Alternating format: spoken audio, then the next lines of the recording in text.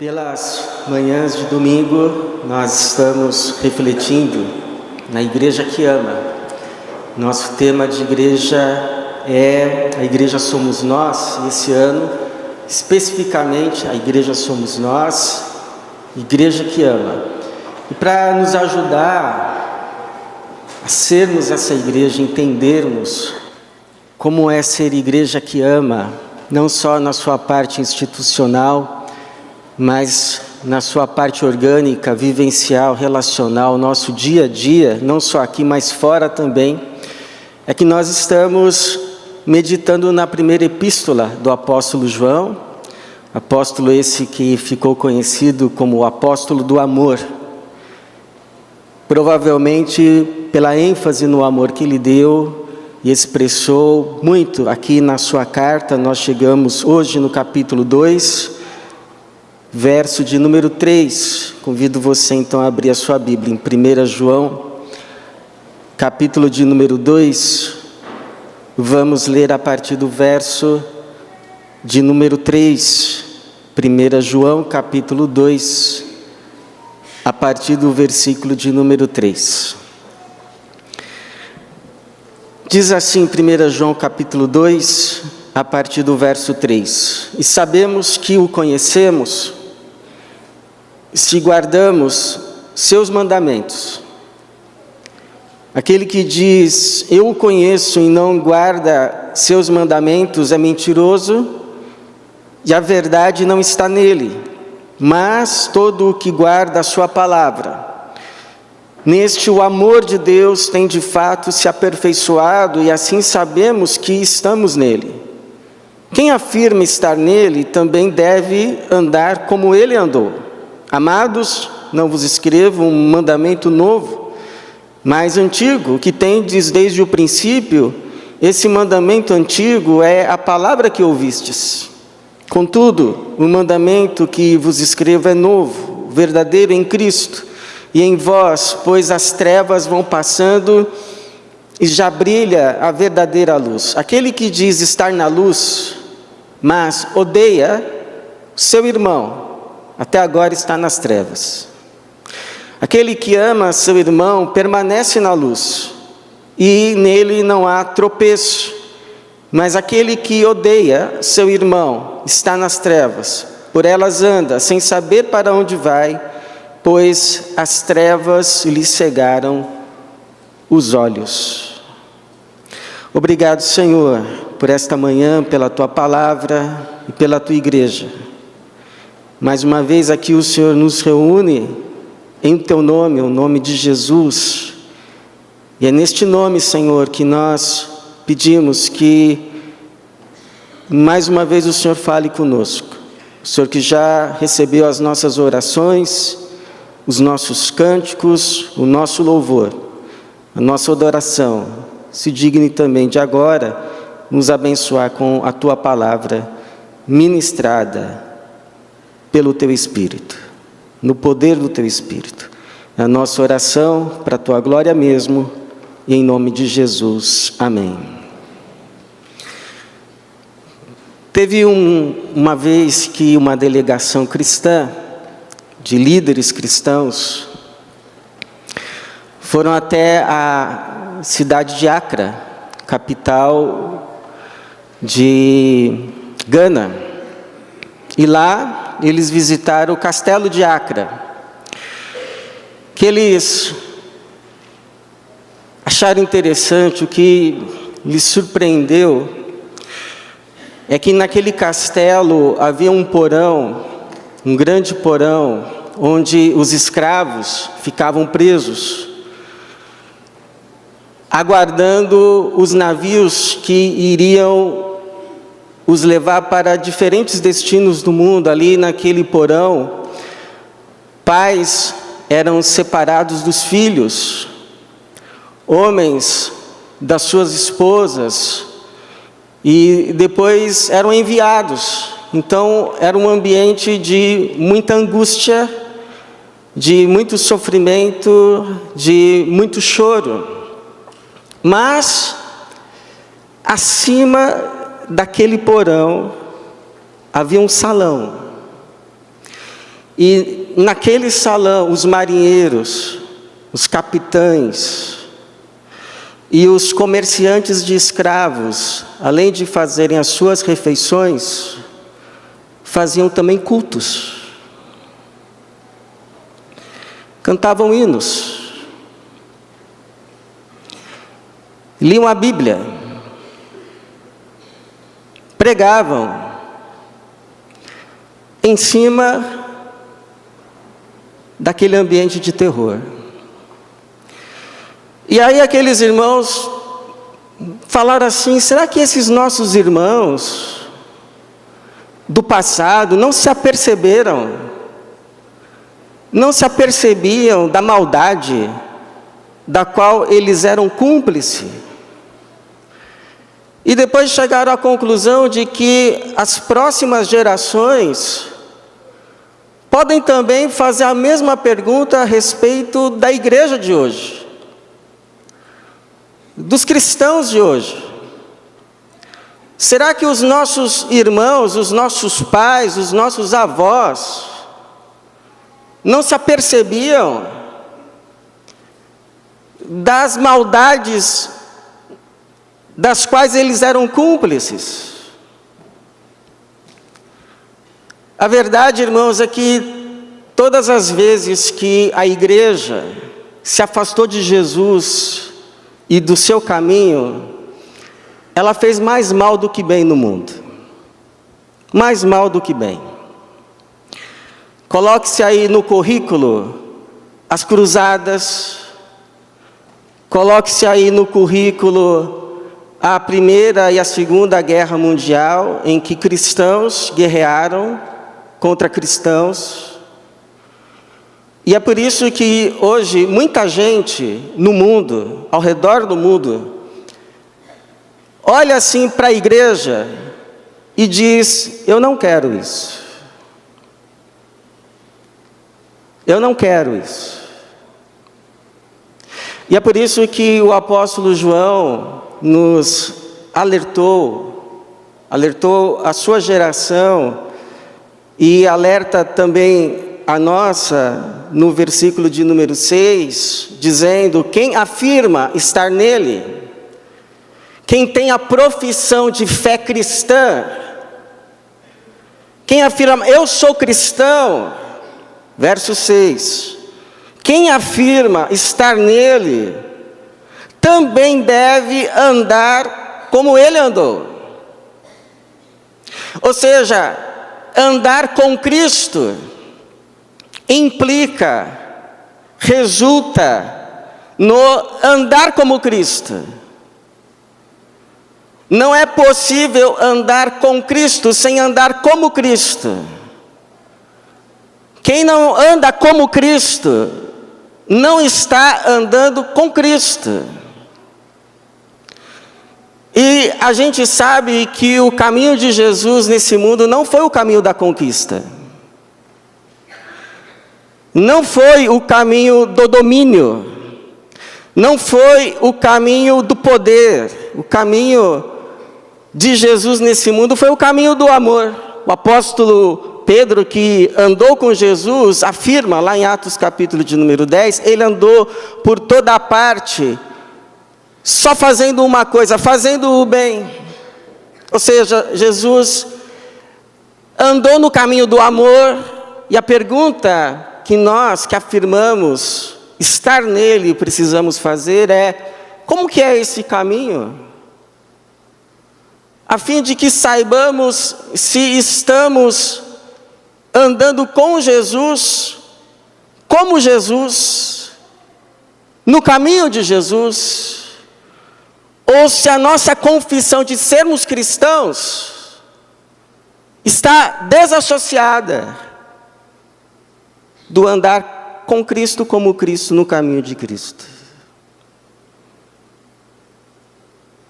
Como é esse caminho no qual Jesus anda? Esse caminho é um caminho que, na verdade, nasce da comunhão com Ele. da comunhão com Deus, verso 3, o João vai dizer: e sabemos que o conhecemos se guardamos seus mandamentos. Mas não é assim, os mandamentos aqui do lado de fora, eu aqui olhando para os mandamentos e me esforçando a fim de andar com Ele. Não, a gente não guarda os mandamentos para andar com Cristo, a gente guarda porque está andando com Ele, em um caminho em que Ele está em nós e nós estamos nele. E a partir dessa comunhão íntima, vão brotando novos pensamentos, novos desejos, novas vontades, novas inclinações, novos olhares. Como alguém escreveu, nós percebemos e vamos percebendo em nós uma crescente disposição em obedecer.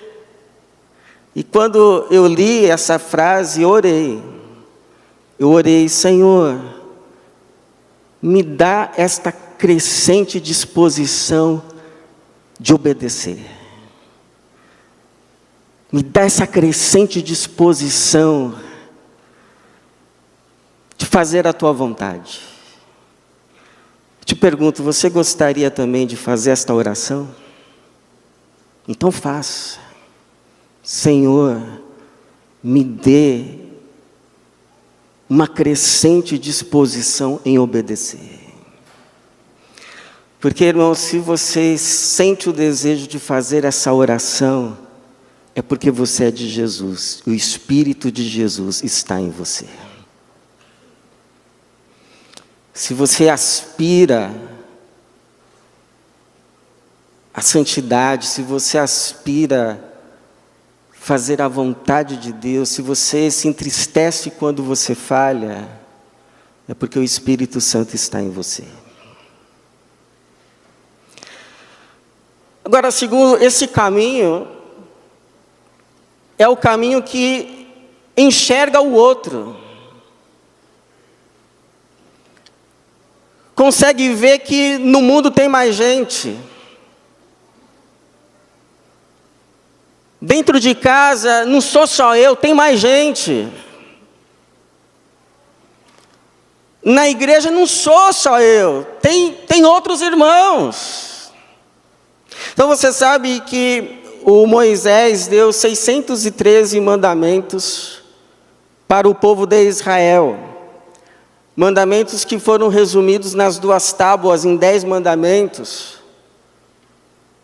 Não terás outros deuses além de mim, não farás imagem de escultura, não tomarás o nome do Senhor teu Deus em vão, guarda o dia de sábado, honra o teu pai e tua mãe, não matarás, não adulterarás, não furtarás, não dirás falso testemunho, não cobiçarás, esses 10 mandamentos. E aí, esses 10 mandamentos são divididos em 2, amar a Deus sobre todas as coisas e ao seu próximo como a si mesmo.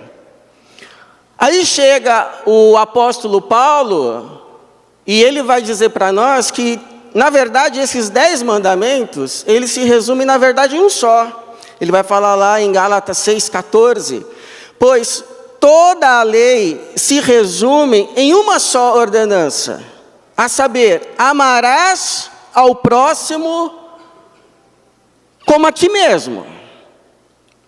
Só que aí alguém diz assim, bom, mas e se eu não amo a mim mesmo? Ou se eu não me amo adequadamente, então estou escusado de amar o meu próximo, ou pelo menos amá-lo adequadamente. Então vem Jesus, que é a nossa revelação plena, é a revelação máxima a respeito de quem é Deus, e Ele nos ajuda, nos dizendo lá em João 13:34, eu vos dou um novo mandamento, que vos ameis uns aos outros, assim como eu vos amei. Que também vos ameis uns aos outros. E é esse novo mandamento que o João fala no verso 8, contudo, o mandamento que vos escrevo é novo, verdadeiro em Cristo e em vós, ou seja, esse mandamento de Jesus, eu vos dou um novo mandamento, que vos ameis uns aos outros, assim como eu vos amei.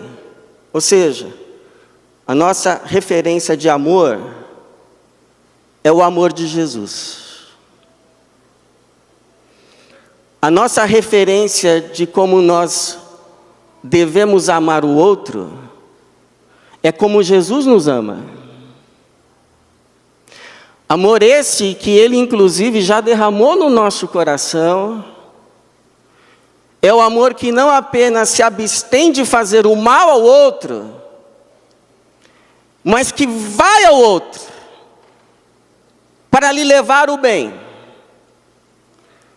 que busca o bem do outro, que inclusive algumas vezes prioriza o outro, que enxerga o outro, que não apenas se faz a pergunta: ah, mas e eu? Mas também pergunta: mas e o outro? Como vai ficar o outro? Nesse supermercado não tem só eu, tem outros. Nesse trânsito não tem só eu, tem outros. Dentro dessa casa não vive só eu, vive outros. Você já deve ter ouvido essa história que aconteceu, um antropólogo numa aldeia africana colocou assim, parece-me que uma cesta com doces debaixo de uma árvore, e disse às crianças: olha, quem correr e chegar primeiro, leva o prêmio. O que as crianças fizeram? Elas todas se deram as mãos e foram correndo para chegarem juntas e dividirem o prêmio. Porque não era uma só que queria doce. É por isso que alguns missiólogos dizem que há sinais do Evangelho em todas as culturas. Que haja sinais do Evangelho nas nossas casas. Que haja manifestações do Evangelho no nosso estacionamento.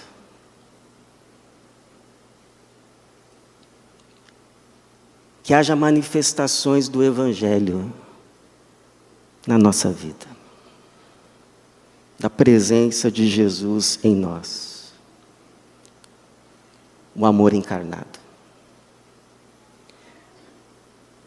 Agora, esse caminho no qual Jesus anda e nos convida a andar com Ele, o caminho do amor, é um caminho progressivo. Porque a gente não aprende a amar como Jesus de um dia para o outro. A gente vai aprendendo à medida que a gente vai caminhando com Ele. É um processo que se inicia na conversão, vai se completar na glorificação, mas que já começou. Já começou. É por isso que o João vai dizer no versículo ainda de número 8... pois as trevas vão passando. As trevas vão passando. E já brilha a verdadeira luz. Então, à medida que você vai caminhando nesse caminho, o dia vai amanhecendo. Cada passo que você dá nesse caminho com Jesus, mais para trás ficam as trevas, mais você vai se adentrando na luz. Mais você vai sendo liberto do egocentrismo herdado, é uma expressão que o John Stott usa para pecado, egocentrismo herdado. E você vai caminhando com Jesus em direção a outros. De tal forma que um teólogo já resumiu tudo isso, dizendo que a conversão a Jesus é uma conversão também ao outro.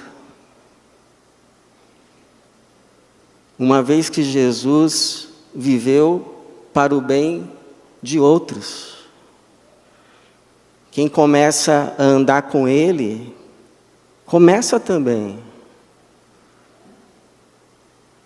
a viver não apenas para si mesmo.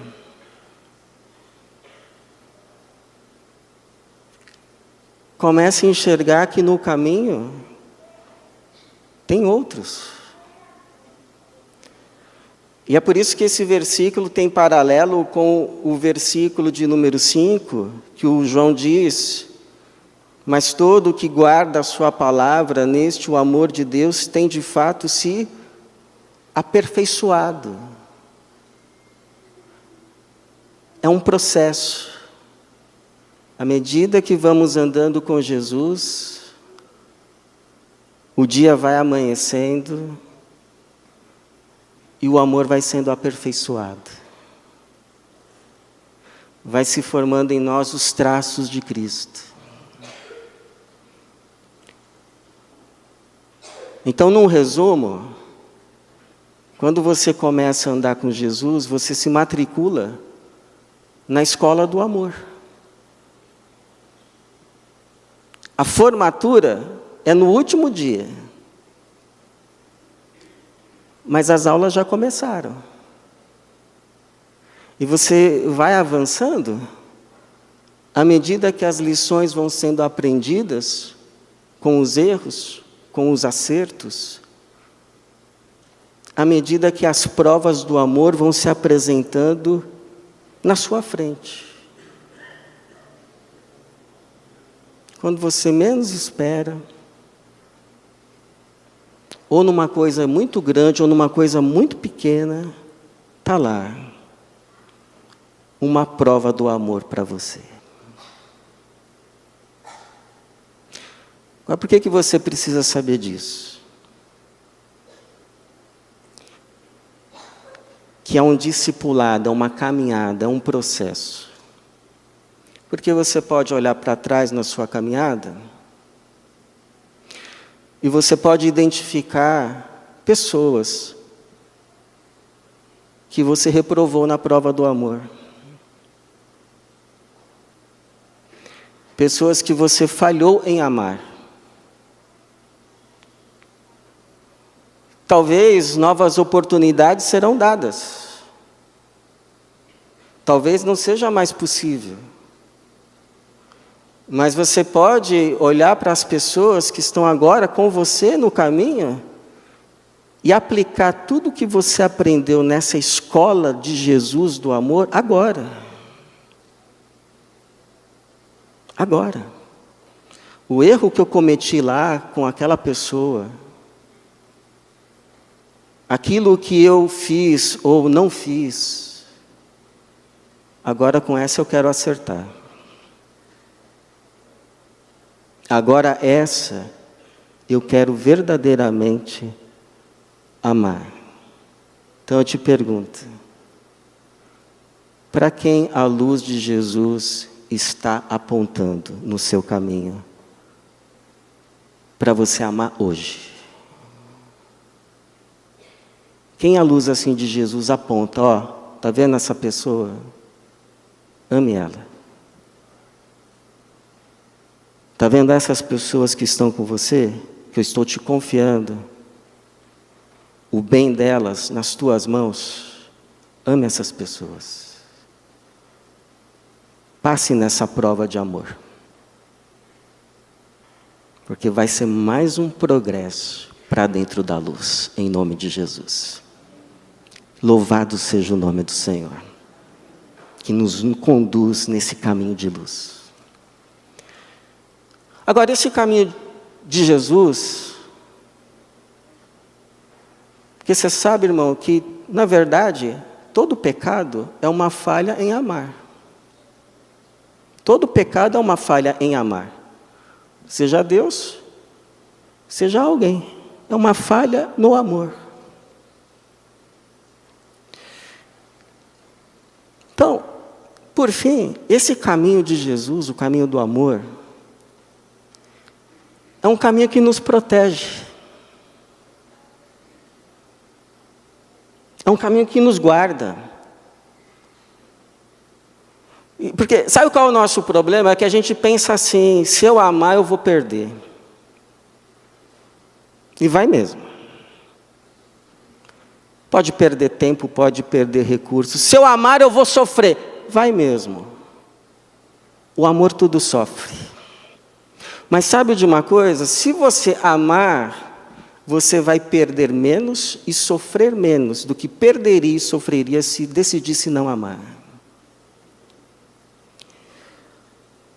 Quando a gente ama uma pessoa, quando a gente ama as pessoas, às vezes a gente pode achar que a gente só está fazendo bem a elas. Mas, na verdade, o maior bem que a gente está fazendo é para a gente mesmo. Porque a gente está protegendo os maiores bens que temos.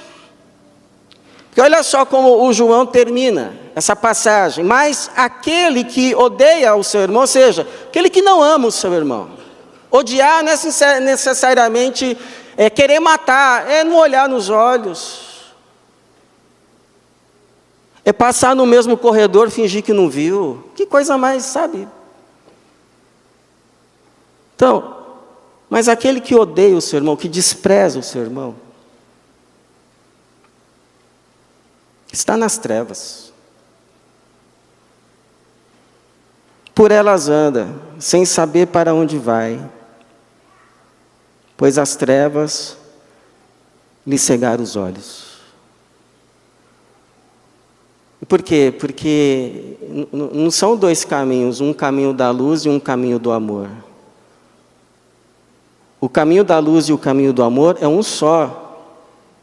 De forma que se você sai do amor, você sai da luz. Você lembra de Judas?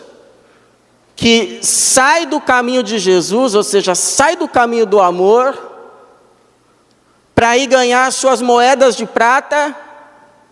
E aí, quando ele sai desse caminho, ele mergulha nas trevas. Mergulha nas trevas. E aí, ele ganha o que era menor, as moedas de prata, o lucro, e perde o que era maior. A sua paz, a sua integridade, a sua vida. Então, quando a gente ama, a gente pode perder o que é menor. Mas protege o que é maior. Então, uma dica que pode te guardar de muito sofrimento ainda nessa vida. Quando você tiver que dar um passo, quando você tiver que tomar uma decisão, além das muitas perguntas que você deve fazer, inclua também essa. O que é melhor para os outros? O que é melhor para as pessoas que estão comigo, que me foram confiadas e que serão afetadas por esse passo? A resposta vai iluminar muita coisa. Essas pessoas podem ser a família de sangue? Pode ser, mas pode ser mais gente. Aliás, na maioria das vezes, é mais gente. Lembra quando Paulo estava dividido, não sabia o que escolher, se ele deveria partir, se ele deveria ficar? Olha o que ele escreve em Filipenses 1, 21 a 23. Sinto-me, porém, pressionado de ambos os lados, tendo o desejo de partir e estar com Cristo, pois isso é muito melhor para ele. Todavia, por vossa causa, acho mais necessário permanecer no corpo.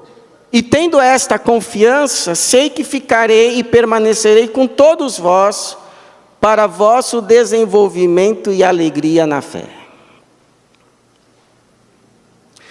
Não sei se você sabe, mas os batistas, como somos conhecidos hoje, surgiram lá na Inglaterra, quando um grupo se desassociou da igreja anglicana e, em busca de liberdade religiosa, foi para a Holanda, sob a direção de John Smith e Thomas Hughes. E lá na Holanda o grupo se dividiu. E aí um grupo ficou com o John Smith, na Inglaterra, e o outro grupo voltou com o outro líder, o Thomas, ficou lá na Holanda com o John Smith, e o outro grupo voltou com o Thomas Hughes para a Inglaterra. E aí passou o tempo, o John Smith faleceu. Eu achei interessante o que o Thomas Hughes escreveu sobre John Smith. Além das experiências que eles tinham vivido juntos naquele movimento, a frase que me chamou a atenção foi essa. Ele escreve assim: e nós o amamos tão pouco. Nós o amamos tão pouco. E sabe, irmãos, eu tenho essa impressão que lá no final das nossas histórias, quando a gente entender que está na hora de partir, a grande questão não vai ser quanto a gente ganhou, quanto a gente conquistou. A grande questão vai ser se a gente amou. Se a gente amou. As crianças lá na África, também, mas muito mais. As pessoas que Deus colocou no nosso caminho para a gente andar junto. Por quê? Porque a igreja de Jesus não está aqui nesse mundo para ganhar.